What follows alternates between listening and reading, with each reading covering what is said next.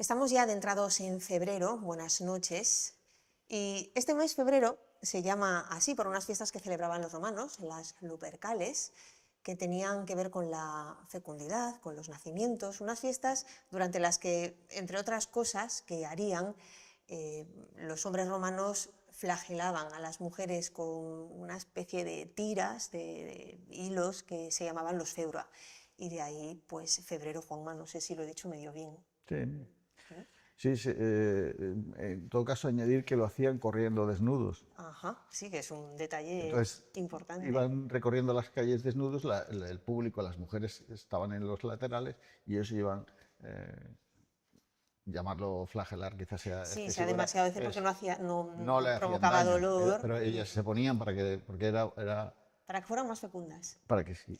En cualquier caso, yo he querido hacer mención de las Lupercales para ver ya cuánto hemos aprendido, de los nombres de los meses, y también porque ya da un poco o deja entrever el lugar de ellos y el lugar de ellas, ¿no? Ya vemos un poco quién lleva la voz cantante en la familia romana, de la que, Sí, hombre, hablar en nuestros tiempos de un tipo de familia no procede porque hay muchos tipos, pero bueno, si nos ceñimos a lo tradicional, pues también podremos ver que tenemos mucho de la sí, no. familia romana. Es decir, los romanos son muy tradicionales y son muy patriarcales, pero las mujeres gozaban de mucha libertad, de mucha más de la que posteriormente en la Edad Media eh, lograron, ¿no? Es decir, ellas eran dueñas de su dinero, ellas tenían, sobre todo las clases más pudientes, eh, tenían una serie de libertades que perdieron posteriormente con la llegada del cristianismo, porque el cristianismo relega todavía aún más a la mujer a un papel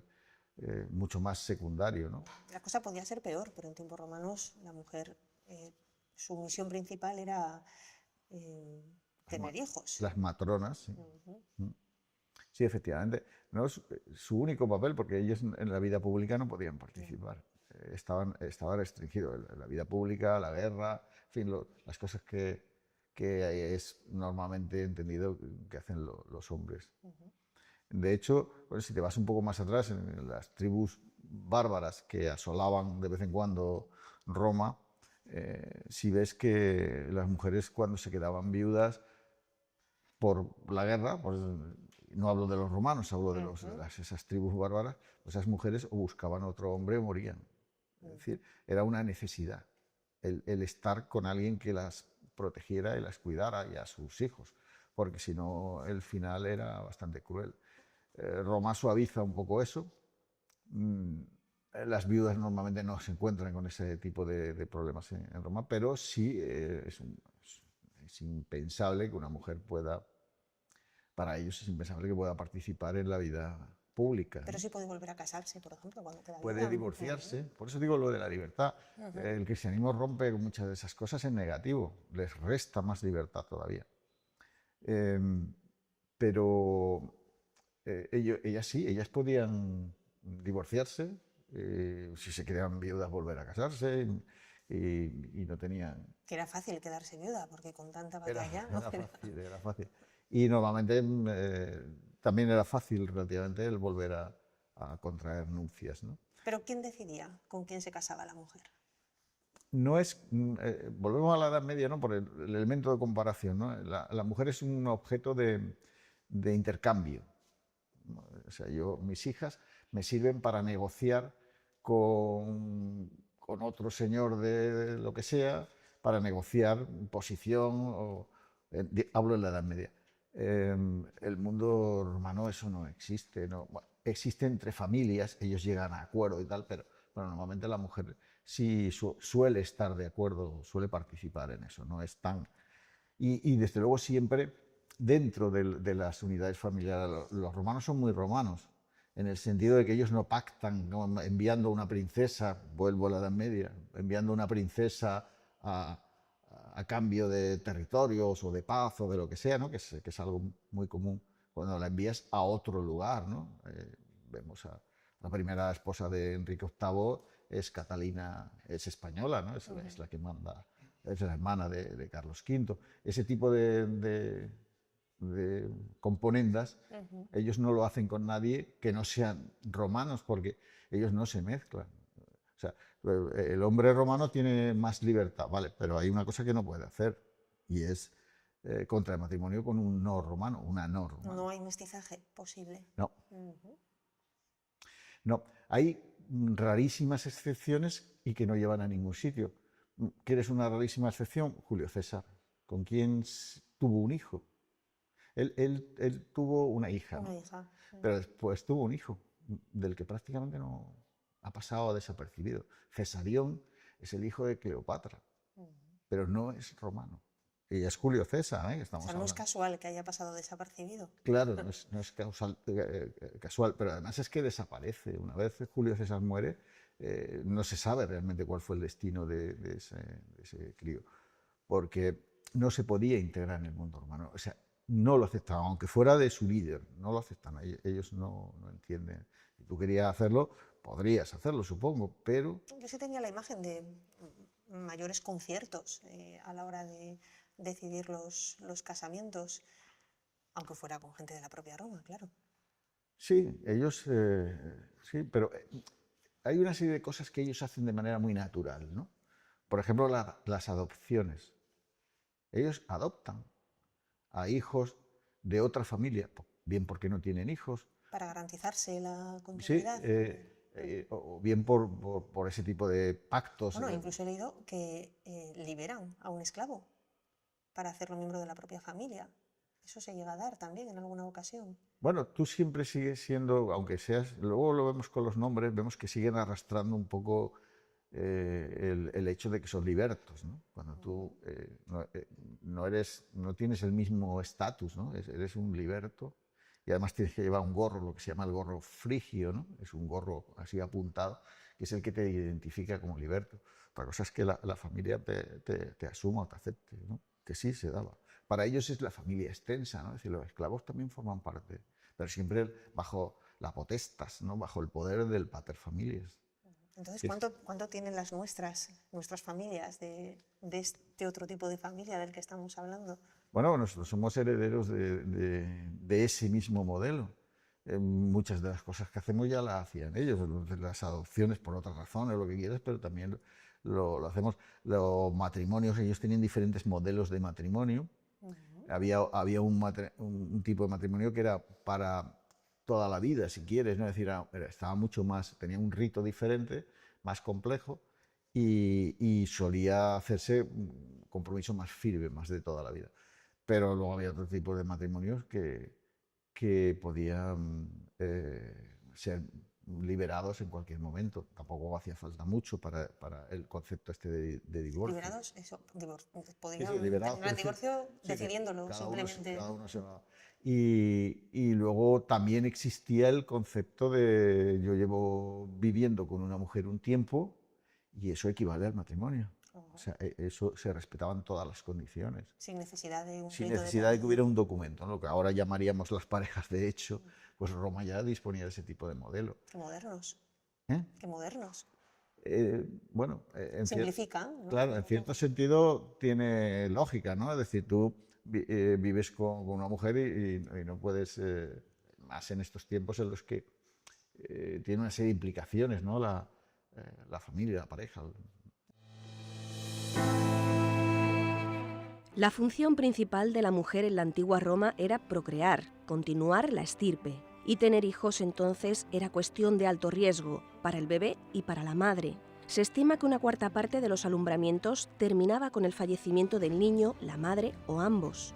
El asunto trae a colación a Medea, quien según la mitología griega 3 guerras prefería a un solo parto. Partos que tradicionalmente en la antigüedad se afrontaban en posición vertical. La mujer romana lo encaraba tumbada, pero para la expulsión se sentaba sobre taburetes especiales como atestigua iconografía que ha llegado hasta nuestros días.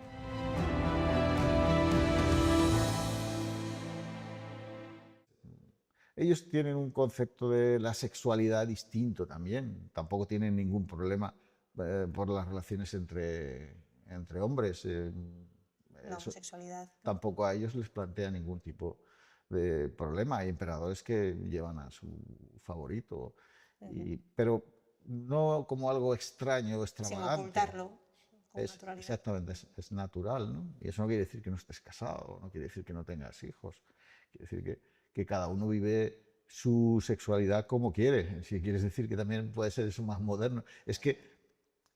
Quizás es que luego vinieron tiempos más oscuros que claro, hicieron... claro, es que después ya todo eso es proscrito. Es decir, el cristianismo prohíbe y proscribe toda una serie de comportamientos, ¿no? Entonces, la sexualidad pasa a ser con un único objetivo, que es procrear. Si no, no hay sexualidad, no tiene sentido. Siempre tenemos la imagen de Roma en esa liberalidad, ¿no? de las bacanales y todo eso, pero eso viene de esa ausencia de moral como la nuestra, ¿no? Ellos no conocen esa moral que nosotros entendemos, como que nos enseñan desde pequeñito, ¿no? Que hay cosas que están bien, que están mal, tal. Para ellos hay cosas que están bien y cosas que están mal, pero son otras distintas. Y desde luego la sexualidad no es un problema en ese sentido. Y pasa, ellos con las mujeres siempre son un poco más restrictivos, pero hay bastante libertad. Sí, a pesar de esa libertad, el tener hijos seguía siendo algo fundamental. Crucial, claro, para la permanencia y también porque muchos niños morían. Hay un dato por ahí, aunque también depende de la fuente que se consulte, pero según cuál se consulte, puede uno leer que al nacer la esperanza media de vida estaba entre los 20 y los 30 años, que bueno, por supuesto había romanos de mejor vida también que llegaban hasta edades avanzadas, pero que morían muchos niños, vaya. Y digo esto porque... Sí, para bajar la media, para bajar esa esperanza de vida, lo normal es pensar en esa demografía en el que nacen muchos niños, eso es lo que se llama la demografía antigua. Nacen muchos niños y mueren muchos, en general muchas personas, no solo niños. Bueno, nacen muchos niños, mueren muchas personas, ¿no? Es decir, entonces, eso es lo que llamamos, cuando está en ese nivel alto, lo que llamamos la demografía antigua. Cuando esas dos líneas se crean como un bulbo intermedio y bajan, nos encontramos con la demografía moderna. Mueren pocos niños, nacen pocos niños y mueren poca gente, que es en la que nosotros vivimos ahora. Pero vivimos en un país occidental. Si te vas a África, en determinados países, tienes una demografía muy parecida a esa. Entonces, ahora estamos por eso la sociedad está envejeciendo, nuestra sociedad envejece. Allí no les daba tanto tiempo a envejecer porque las guerras no les permitían. Ellos morían en la guerra, ellas morían en los partos también. Sí, eso ha sido, por desgracia, una tradición, una cosa que ha sucedido que empeora en la Edad Media con la higiene. Ten en cuenta que la higiene, el mundo romano es mucho más efectiva que la que se da después en la Edad Media. Pero la cuestión es que Roma es una ciudad, no deja de ser un territorio pequeño, luego se va expandiendo y tal, pero en principio tú para ser soldado romano tienes que ser ciudadano romano. Entonces el concepto que ahora utilizamos para las clases bajas, que llamamos a los proletarios, si nos fijamos la palabra es prole, es decir, los proletari eran los romanos de bajo nivel que Roma los mantenía y solo les pedía que tuvieran hijos. ¿Hijos para qué? Pues hijos para la guerra, quiero decir, hijos para fuerza de trabajo, pero que fueran ciudadanos romanos, porque ellos no admitían. Las primeras guerras que se dan con las guerras sociales, que se llaman, son cuando los socios, es decir, los países, las ciudades limítrofes que ya están conquistadas por Roma, le dicen, oye, vamos a la guerra con vosotros, queremos también vuestros derechos, ¿no? Porque al final ser ciudadano romano era distinto. No tenía la misma ley, no se aplicaba los mismos castigos o la misma norma. Pero nace un niño y ¿qué se hace con él? ¿Cómo? Nace un niño y ¿qué se hace con él? ¿Qué se hace con él? Porque ahora nace y en cuestión de horas o los padres van al registro o el registro va donde estén los padres y hace falta al hospital y se le pone nombre. Sí, pero déjame que vaya un paso atrás. No sé cómo andamos de tiempo, pero déjame que dé un paso atrás y te pregunto cómo funcionamos nosotros a la hora el matrimonio y de los hijos, ¿no? Porque verás que ellos lo hacen de una manera ligeramente distinta, pero ligeramente distinta. Quiero decirte, cuando tú, tradicionalmente, ya cada vez menos, pero bueno, normalmente en términos históricos, la tradición en los países nuestros, ¿no? Europa, Occidente, ¿quién lleva a la novia al altar? La tradición dicta que Que lo su lleva, padre. que lo lleva el padre. ¿Por qué? ¿De dónde viene esa tradición? Pues del hecho de que mi hija está bajo mi control. Ujú. Y Entonces yo la entrego. exactamente, yo te entrego al siguiente que te va a tener bajo control, que es tu marido. Es decir, ese es un acto de entrega, ya lo hemos simplificado, nosotros no le damos mayor trascendencia, pero ese es el significado. Y un paso más, ¿qué es la luna de miel? ¿Qué es la luna de miel? La luna de miel es el periodo en el que ahora pues los novios se van al Caribe o se van a donde sea. No, no, no. Es el periodo en el que yo sé que solo yo voy a fecundar a mi mujer, porque voy a estar con ella 24 horas al día. Entonces yo la pido, lo de pedir es una forma de hablar, exijo que sea virgen y luego la tengo bajo control. 24 horas. 24 horas durante el periodo en que yo voy a fecundarla. ¿Vale? Entonces, cuando decimos lo del hijo, yo tengo garantías de que ese hijo es mío. Teoría, ¿no? Tengo esa garantía, pero que tiene eso que ver con todo esto. Normalmente lo banalizamos porque nos vamos al Caribe, pero tiene su razón de ser, su razón profunda. Entonces, el romano, perdona. No, sí, continúa, Juanma, El romano no hace eso. El romano, la virginidad no es un atributo. De hecho, no sé si es un poco escabroso el comentario, pero hay señores que le piden al esclavo que estén antes que ellos con sí, su mujer. Sí, para quitarle esa... O sea, que no es, para ellos eso no es ningún problema. Lo que sí es que el hijo, que es lo que tú me preguntabas, la madre, en fin, la gente ponía el niño pequeño lo pone en el suelo y es el pater familias el que tiene que aceptarlo o rechazarlo. El marido. El pater familias sería el marido en este caso. Te decía que con la luna de miel yo controlo. De esta forma no controlo tanto, pero yo acepto o no a ese niño, cogiéndolo en brazos, ¿no? O niña. ¿Y ese padre que entrega a esa mujer, sí. Ese niño que nace, pasa a formar parte, sigue formando parte de su familia? ¿Son lo mismo los hijos de los hijos que los hijos que los hijos de las hijas? No. Me he liado. Sí, los hijos, tú dices, porque hay culturas que las hijas se integran en la familia, ¿no? Y los hijos, ¿no? El padre entrega a la mujer a otro pater familia, ¿no? A otro hombre. Exactamente. Y en el momento los hijos de esa mujer, los hijos de esa mujer son de ese otro hombre.